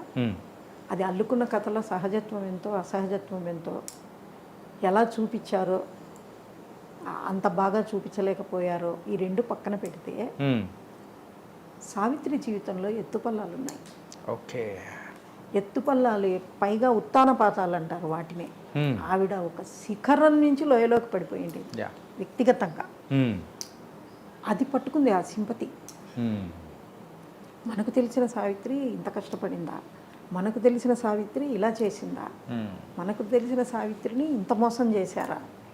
అది ఇక్కడ రామారావు గారి అభిజాత్యం కానీ రాజసం కానీ తగ్గల. ఆయన పడ్డ కష్టం చూపించారు, ఆయన ఎంత విజయం సాధించారో అదే చూపించి ఆపేశారు.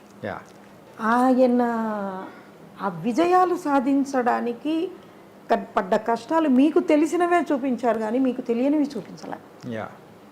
వ్యక్తిగతంగా మనకు ఆయన గురించి ఎంతో తెలుసుకోవాలని ఉంది, వ్యక్తిగతం ఎక్కువ చూపాలి. అక్కడ మనకు తెలిసిందే చూపించారు, మహానటిలో తెలియంది చూపించారు. తర్వాత రామారావు గారు పొలిటికల్ లీడర్ అయ్యేటప్పటికి ఆయన ఆల్రెడీ చేసిన ప్రతి ఇన్సిడెంట్ న్యూస్ అయి బయటకు వచ్చేసింది. ఆల్రెడీ చూసేసినవాడు, తెలుసుకున్నవాడు, పుస్తకాలలో చదివి. కొత్తగా చూడడానికి వాళ్ళకి ఏం కనపడలా.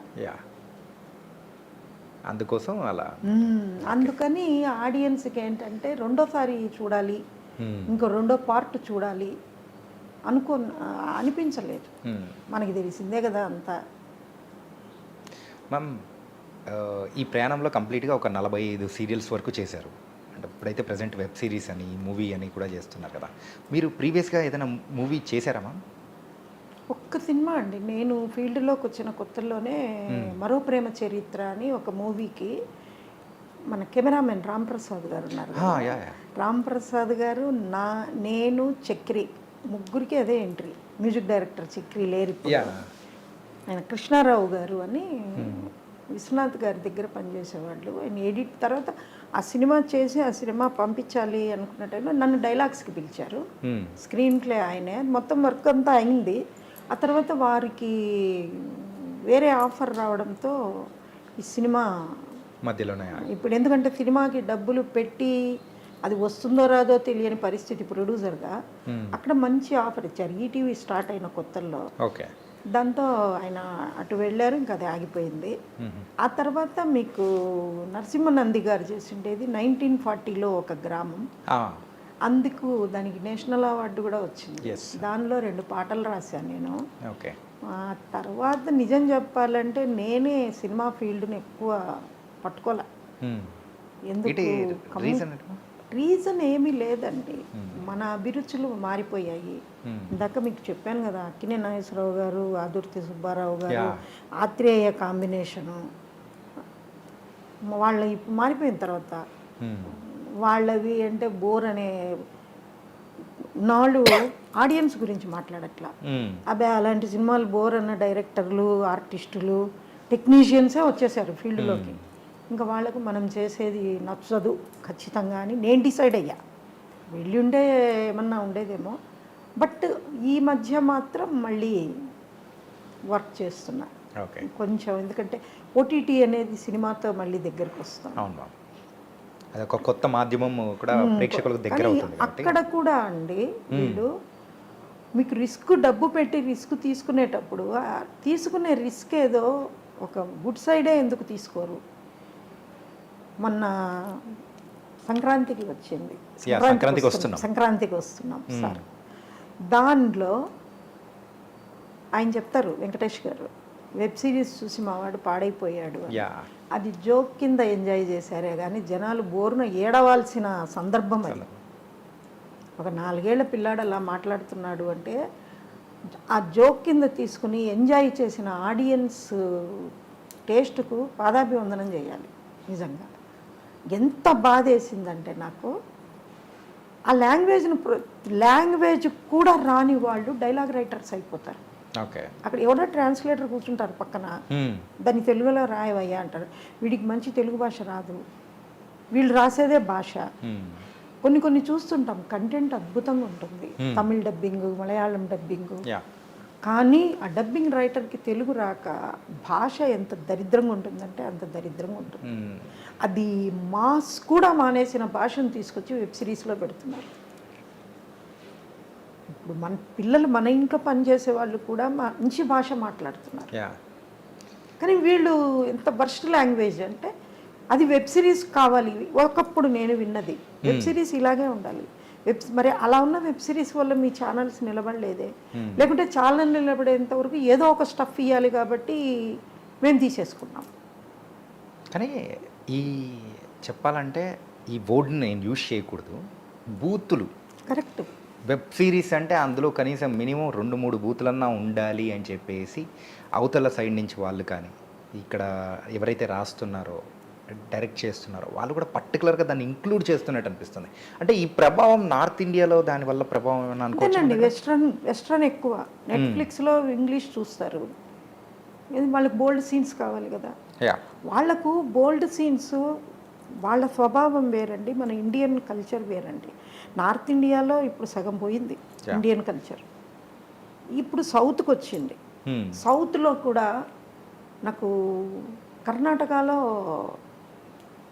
వాళ్ళు కామన్, వాళ్ళు ఏం మాట్లాడుకున్నా ఏం చేసినా కానీ వాళ్ళు ఎంత ఫేపు కెరీరు హైప్ ఎంత వస్తుంది, కంపెనీలు మారడము, ఎన్నాళ్ళు బ్రతికితే బ్రతుకుతాం అనుకోవడము, కంఫర్ట్కి ప్రయారిటీస్ ఎక్కువైపోయాయి. అంటే వెస్ట్రన్ కల్చరే, అంతా వెస్ట్రన్ కల్చర్. అది తీసుకొచ్చి ఈ వెబ్ సిరీస్ వాళ్ళు చూపిస్తారు. మీకు మంచి వెబ్ సిరీస్ ఎందుకు రావండి? వికటకవి అని ఒక వెబ్ సిరీస్ ఎంత బాగుంది అది జీ5లో. ఆ తర్వాత జీ5లోనే ఆ మధ్య గాలివాన అని ఒకటి వచ్చింది, అది చాలా బాగుంది. నేను చెప్తుంటా కంటెంట్ అందరికి నా ఒపీనియనే ఆడియన్స్ ఒపీనియన్ కూడా అవుతుంది, ఎందుకంటే వాళ్ళు మళ్ళీ చూస్తారు దాన్ని. రీసెంట్గా 90s బయోపిక్ అని మన శివాజీ గారు చేసింది, ఎంత బాగుంది అది.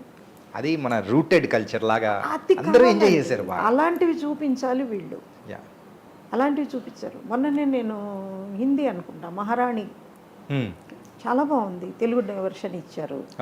ఎందుకండి మన వాళ్ళు ఇండియన్స్ కన్నా నేను బాగా చూస్తాను వెబ్ సిరీస్ అవన్నీ. టర్కిష్ పాకిస్తానీ సిరీస్ ఎంత బాగుంటాయంటే అంత బాగుంటాయి. వాళ్ళు బోల్డ్ సీన్లకు పాకులాడరు, వర్స్ట్ లాంగ్వేజ్కి పాకులాడరు, ఎందుకంటే వాళ్ళు అదే స్టాండర్డ్స్లోనే ఉన్నారు. నిజంగా మీకు టైం ఉంటే మీరు చూడండి టర్కిష్ షోస్, ఎంత బాగుంటుందంటే ఇండియన్ కల్చర్ లాగానే ఉంటుంది అక్కడ కల్చర్. ఆఫ్ కోర్స్ వాళ్ళు ముస్లిమ్స్. నాకు జనరల్గా మనం పెద్దవాళ్ళు చెప్పడం వాళ్ళు చెప్పడము మా కమ్యూనిటీ దీనివల్ల ముస్లిమ్స్ అంటే ఒక రకంగా అమ్మో కొంచెం దూరం ఉండాలి అన్నట్టు ఫీలింగు. కంటిన్యూస్గా టర్కిష్ సిరీస్ చూస్తుంటే అరే వీళ్ళకి మనకి భేదమే లేదు కదా, ఎందుకు మనం ముస్లిమ్స్ని దూరం పెట్టాలి, వాళ్ళు మనకన్నా విలువలతో ఉన్నారే అనిపిస్తుంది నాకు చూస్తుంటే. ఓకే మ్యామ్, యాజ్ ఏ రైటర్గా మీరున్న టైంలలో ఇప్పుడు ప్రజెంట్ అంటే లైక్ ఎంటర్టైన్మెంటా లేకపోతే ఎమోషనల్ అండ్ కొంచెం సెంటిమెంటల్ ఇలా డిఫరెంట్ ఉన్నాయి కదా మ్యామ్, ఏది రాయడానికి ఎక్కువగా కష్టం అనేది ఉంటుంది? అలవాటైతే ఏది కష్టం కాదు, అలవాటైతే. కానీ కొన్ని దానిలలో మీరు స్ట్రాంగ్ అనేది ఉంటుంది మ్యామ్, కానీ ప్రతి ఒక్క మనిషికి అది దాంట్లో కొంచెం తగ్గినట్టు అనిపిస్తూ ఉంటుంది. అంటే నేను ఎక్కువ డిపెండ్ అయ్యేది యాజ్ ఎ రైటర్, నేను ఎమోషన్స్ బాగా పట్టుకుంటా. ఎమోషన్స్ బాగా పట్టుకుంటా. ఆ ఎమోషన్స్ కూడా సెంటిమెంట్, క్యారెక్టరైజేషను మూలాలు ఉండాలి. మనం బలవంతంగా చూపించేది ఉండదు అందులో. ఎలా అంటే మీకు ఒక 2-3 రోజులు చూసేస్తే ఆ క్యారెక్టరు రియాక్షన్స్ కానీ ఎమోషన్స్ కానీ ఇతను ఇలా కాక ఇంకెలా రియాక్ట్ అవుతాడు అని వాళ్ళు కన్విన్స్ అయిపోయేటట్టు ఉండాలి. అది ఎక్కువ చూసుకుంటాను నేను. ఓకే. తర్వాత నాకు ఇందాక మీరు అన్నట్టుగా ఈ class language, third class characterisation, చీటికి మాటికి కొట్టుకోవడాలు ఇవి నచ్చవు. ఇది నేను ఎంటర్టైన్ చేయలేను. నేను రాసేటప్పుడు చెప్తూ ఉంటారు, ఒక చెంపదెబ్బ కొడితే టీఆర్పీ పెరుగుతుంది అని. అది కొట్టించుకోండి, మీరు కావాలంటే కొట్టించుకోండి, నాకేం అభ్యంతరం లేదు, ఆర్టిస్టులు ఇష్టం. బట్ చీటికి మాటికి చెంపదెబ్బలు కొట్టింది అని నేనైతే రాయలేను. కథ డిమాండ్ చేస్తే రాస్తాం. ఒక్కొక్కసారి తప్పదు, ఎందుకంటే కొడితే తప్ప జ్ఞానం రాని కొందరు ఉంటారు అటు పక్క వాళ్ళు, అప్పుడు వాళ్ళని కొట్టాలి, తప్పదు. కానీ నేను అదే చెప్తాను, ఒక సీరియల్లో ఆ కోపం లౌడ్గా చెప్పడం అని అంటారు చూసారా, కాఫీ కప్పు విసురుగా టీపాయ్ మీద పెట్టింది అని నేను రాస్తే వాళ్ళు దాన్ని నేలకేసి కొట్టింది అని తీసేవాళ్ళు. లౌడ్గా చెప్పడం ఇంతే. మాకేంటి చీటికి కాఫీ కప్పులు పగలు కొట్టేంత ఎమోషన్ లేదు. కోపం వస్తే కాఫీ తాగేయడం మానేస్తాం, వద్దు అని చెప్తాం, అంతే మా ఎమోషన్. కానీ నాకెందుకు కాఫీ తెచ్చావు అని వాళ్ళ మీద పడి తన్నేంత ఎమోషన్ ఉండదు. కానీ వీళ్ళకు ఇది కావాలి, అది కావాలి, వీళ్ళకి ఇది కావాలి. ఓకే. ఇది ఇప్పుడు ఓకే కానీ మ్యామ్, కొన్ని సంవత్సరాల క్రితం ఈవెన్ సీరియల్స్ అంటే ఒక టైప్ ఆఫ్ విరక్తి వచ్చిన సందర్భం అనేది కూడా నేను ఒకటి చిన్న సందర్భం చెప్తాను. అబ్బాయిల వరకే సీరియల్స్ అంటే ఏముంది, లేడీ విలన్స్ వచ్చేస్తూ ఉంటారు, సినిమాల్లో వచ్చేస్తుంటారు, తిప్పుతూ ఉంటారు, కొన్ని వేల ఎపిసోడ్లు నడుస్తూ ఉంటుంది ఇట్లా అని చెప్పేసి, ఇట్లాంటివి విన్నప్పుడు కానీ ఎలా అనిపించేది మ్యామ్ మీకు? ఎలా అనిపించేది అంటే ఒక్కొక్కసారి మా ఛానల్స్ మీద కోపం వచ్చేది. ఓకే. అక్కడికి కన్విన్సింగ్గా నేను ఇదివరకు ఇంటర్వ్యూలో కూడా ఒకసారి చెప్పా, లేడీ విలన్స్ ఇవాళ సీరియల్స్లోనే ఉన్నారా, ఆ రోజు మహాభారతంలో లేరా, రామాయణంలో లేరా, కైకేయి లేడీ విలన్ కాదా, మందర లేడీ విలన్ కాదా అని ఏదో చెప్పేదాన్ని మొత్తానికి కంటి తుడుపుగా.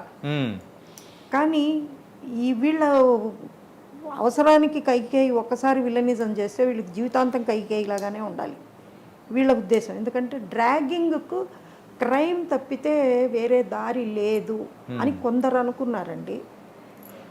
బట్ మా మంజులా నాయుడు గారు అలా అనుకోలే. మానసిక సంఘర్షణే కథ, మనుషుల్లో ఉన్న ఆ పట్టుదలలు, ఆ స్పందనలు, ఆ ప్రతిజ్ఞలు, వాటి పరిణామాలే కథ అని ఆమె నమ్మారు. దాంతో ఎప్పుడు ఆవిడ ఆనాడు ఎప్పుడు చేసినా కూడా ఈ టైప్ ఆఫ్ ఇవి చేయలే. ఓకే. ఇప్పుడు గోమతి అనే క్యారెక్టర్, నేను రాయని మొగలరేకుల గురించి నేను మాట్లాడుతున్నా. శృతి గోమతి అనే క్యారెక్టర్లో విలన్, కన్న కొడుకు సుఖం కోసం పోరాడుతుంది. ఆమె విలనే. ఎవరినైతే కన్న తల్లిలాగా ఆదరించిందో వాళ్ళనే ద్వేషిస్తుంది. ఎందుకు? కొడుకు కోసం. అంటే ఎంత గొప్పదైనా తన అంటూ వస్తే స్వార్థం మనిషిలో వస్తుంది. తన కొడుకు కోరుకుంటున్నది, తను పెంచిన కొడుకు కోరుకుంటున్నాడు అంటే వాళ్ళకు కాక నా కొడుకుకు దక్కాలి అని అమ్మాయి అనుకోవడం తప్పలేదు, తల్లి కాబట్టి. ఇలాంటివి చూపిస్తారు ఆమె లేడీ విలన్లను చూపించిన. అది రియల్గా కూడా ఉన్నారండి. కాబట్టి మేమంతా అలాంటి వాళ్ళనే నమ్ముకుంటూ వచ్చాం విలన్లాగా. వాళ్ళు కథను నడుపుతారు. వీళ్ళు ఏంటంటే కేవలం కుట్రలు చేసే కథను నడుపుతారు. క్యారెక్టర్ల మీద నడిచే కథలు, సన్నివేశాల మీద నడిచే కథలు అని రెండు రకాలు. మీరు చెప్పేవంతా సన్నివేశాల మీద నడిచే కథలు, మేము సెలెక్ట్ చేసుకునేది, మేము రాసేది అంతా క్యారెక్టర్ మీద నడిచే కథలు. మ్యామ్, మీ యొక్క ప్రొఫెషనల్ లైఫ్ అయితే మొత్తం ఓకే, కానీ coming to the personal life ma'am, so ఎంతమంది పిల్లలు ఏంటి? ఇద్దరండి. ఇద్దరు. అమ్మాయి పెద్దది, బాబు నెక్స్ట్. అదే ఇందాక హైడౌట్ చెప్పా కదా, బాబు. ఇద్దరు పిల్లలు, మంచి పిల్లలు, బుద్ధిమంతులు. అంటే మీ తర్వాత వాళ్ళు కూడా ఇట్లా రైటింగ్లోకి ఇలా అని మీరు ఎప్పుడు ప్రోత్సహించలేదా, లేకపోతే ఎలా? నేను రాస్తేనే వాళ్ళకు ఇది లేదు. ఎందుకంటే వాళ్ళు ఎప్పుడు డిస్కరేజ్ చేయలేదు, బాగా ఎంకరేజ్ చేశారు కూడా. కానీ వాళ్లకు ఈ స్కిల్స్ అవి మేము పట్టుకోవాలి, మేము ఏమైనా చెయ్యాలి అన్న ఇది. ఇంకొకటి ఇక్కడ మీరు ముఖ్యంగా తెలుసుకోవాల్సి ఏంటంటే, ఆశయాలకు ఆలోచనలకు వారసులు ఉండరు. ఆస్తులకి ఐశ్వర్యాలకి ఉన్నట్టుగా ఓకే. అది. కాబట్టి వాళ్ళ లైఫ్ మా అమ్మాయి పేరు మధురిమ. తను tarot reader, best tarot reader. Okay. తర్వాత నెక్స్ట్ షామానిక్ కోర్స్ చేసింది. హిమాలయాల్లో యోగా చేసేవాళ్ళు, పెద్ద పెద్ద యోగులు చేసే కోర్సు అది చేసింది. ఆ తర్వాత తను ఈ స్కిన్ కేర్, హెయిర్ కేర్ దాంట్లో కోర్సులు చేసి ఓన్గా మ్యానుఫ్యాక్చరింగ్ చేస్తుంది. కానీ వాళ్ళే మార్కెటింగు, వాళ్ళే మ్యానుఫ్యాక్చరింగ్. తర్వాత బాబు విల్సన్ పర్గలో డైరెక్టర్గా వర్క్ చేస్తున్నారు. డైరెక్టర్గా చేస్తాడు. వాళ్ళే నన్ను డిస్కరేజ్, మా హస్బెండ్ రిటైర్డ్ జడ్జి. ఓకే. కానీ ఏ రోజు డిస్కరేజ్ చేయాల. ఓకే. కానీ ఇంట్లోకి అడుగు పెట్టగానే నేను డైరెక్ట్ ఇంట్లోకి అడుగు పెట్టానా, పూజా గదిలోకి అడుగు పెట్టానా అనిపించేలా ఉంది మ్యామ్. ఏంటి రీజన్ ఏంటి మ్యామ్? ఇది నా వీక్నెస్, ఒక పవర్ పాయింట్ చెప్పలేను, కానీ నేను దేవుడికి సరెండర్ అయిపోయానండి. ఓకే. నాకు ఇప్పుడు మనం ఇక్కడున్న వాళ్ళం కాకుండా ఈయన ఎప్పుడు నాకు లైవ్లో ఉన్నట్టు నాతో కనపడుతుంది. వెంకటేశ్వర స్వామి ఎంత ఇది అంటే అంత ఇది.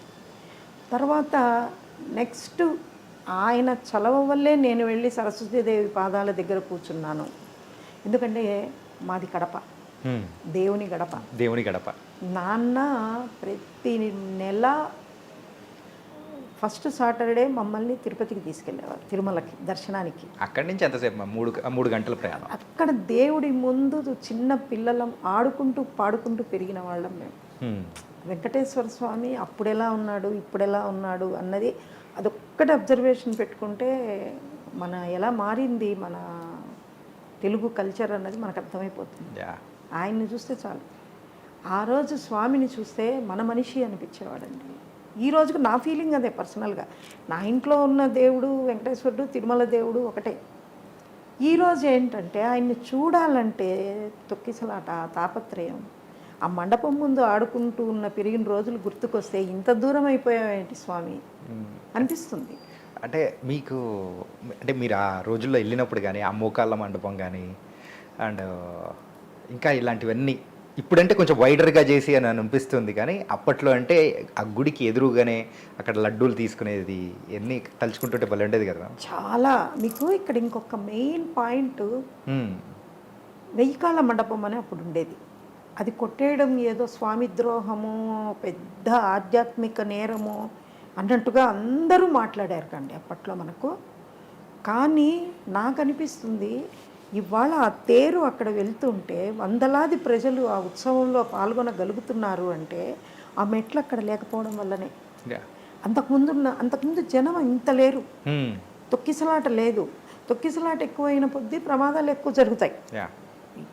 అటువంటి సమయంలో విధి లేక భక్తుల కోసం ప్రభుత్వం తీసుకున్న నిర్ణయం చాలా చాలా చాలా విమర్శలు ఎదుర్కొంది.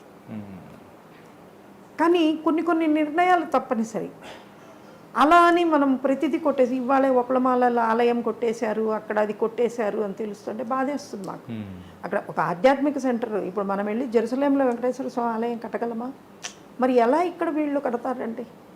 ఇలాంటివి మనం వ్యతిరేకించి కాపాడుకోవాలి. దేవుడు అంటే అంత నమ్మకం నాకు. ఏ దేవుణ్ణి నేను కించపరచను, అందరికీ దండం పెడతా. నేను కడపకి వెళ్తే మన దర్గాకి వెళ్ళకుండా రాను. నేను వెళ్ళొస్తా దర్గాకి, పెద్ద దర్గా.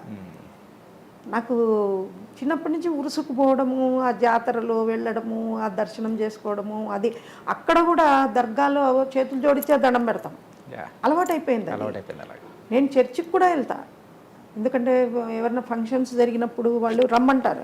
నేను ప్యూర్ బ్రాహ్మిన్, నేను ఎలా వెళ్తాను అని నేను అనను. కులం అనేది దేవుడు నీకు ఇచ్చాడు, ఊర్లో అందరికీ పుయ్యమని చెప్పి ఇవ్వలేదు కదా. మన కులం మనం చెప్పుకుందాం అంతే. పరాయి కులం వాళ్ళని గురించి అలాగే చెప్పుకొనివ్వండి. ఆ కులం వాళ్ళని ద్వేషించడము, వాళ్ళ వల్ల ఇదంతా నేను నమ్మనండి. కాబట్టి మీరు అడిగిన ప్రశ్నకు కారణం ఏంటంటే ఒక రకంగా సరెండర్ అయిపోయా ఆయనకి. దేవుడు లేనిది మనం లేము. జన్మకు కారణం అమ్మ నాన్న అవుతే జన్మకు మూలం దేవుడు. పుట్టిన దగ్గర నుంచి వెళ్ళేదాకా ఆయన మనకు ఒక టైం ఇచ్చాడు. ఆ టైంలో మనం ఏం చేశాం, ఎంత మనము ఆయన ఇచ్చిన జన్మకు వాల్యూ ఇవ్వగలిగాం, ఎంతమంది మనల్ని గుర్తుపెట్టుకునే మిగిలాం అంటూ పోతూ పోతూ మన సిగ్నేచర్ భూమి మీద చేసేసి వెళ్ళిపోవాలి. అంతే. It was super ma'am. ఏంటంటే సీరియల్స్ గురించనే కాకుండా ఇలా ఆధ్యాత్మికంగా కూడా మీరు ఇలా చెప్పడం అనేది కూడా చాలా చాలా బాగుంది, మాకు బాగా నచ్చింది. లేదండి, మనకు ఉండాలి, మన రూట్స్ అవే. రూట్స్ అదే మ్యామ్, నిజం. Roots away. Thank you so much ma'am, really.